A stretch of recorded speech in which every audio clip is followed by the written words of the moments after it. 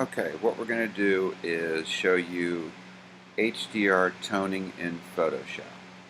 So, first thing we need to do is open up an image. This is just one of my rejects from a recent shoot. And what we're going to do is we're going to go over here to Image, Adjustments, and HDR toning. But before we do that, we're going to create a second layer. And now we're going to go over here to HDR toning.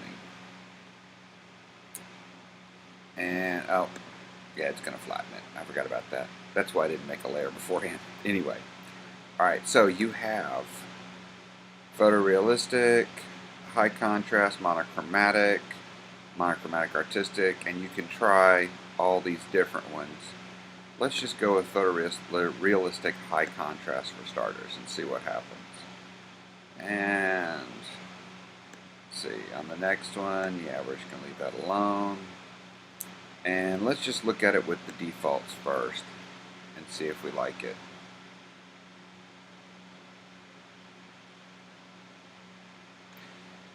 Yeah, this takes some processing power, so it might take you a few minutes to get there. But this is about as easy as it gets.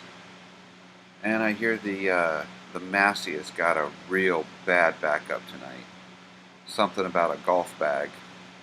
So anyway, so this is what the basic HDR looks like in there. It's not a real HDR image, it's just pulling from the data that's in the raw file. And I got one spot, a little dust spot that's bugging me. But anyway, but you can play with it and see different things. Yeah. That school camera, I used a school camera for this, and apparently their sensor was pretty dirty. Alright, so let's go back and see what happens if we try a different one. Let's go Image, Adjustments, HDR Toning. And now, let's see, now I don't like those settings on that. Let's try photorealistic. Let's see now. Alright, I want to make the darks a little bit more bright. So we're going to drag the curve up some here. Now what we're doing with the curve is we're in fact reducing the contrast of it. And I want to make my shadows less because I've got the dark side of the propeller right over here that I want to bring out more. And we'll increase our exposure a little bit. And we'll say OK.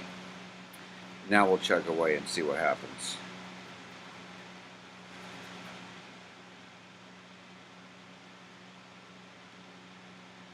Here the tunnel's pretty bad too. They got a DUI checkpoint set up instead of an HOV setup.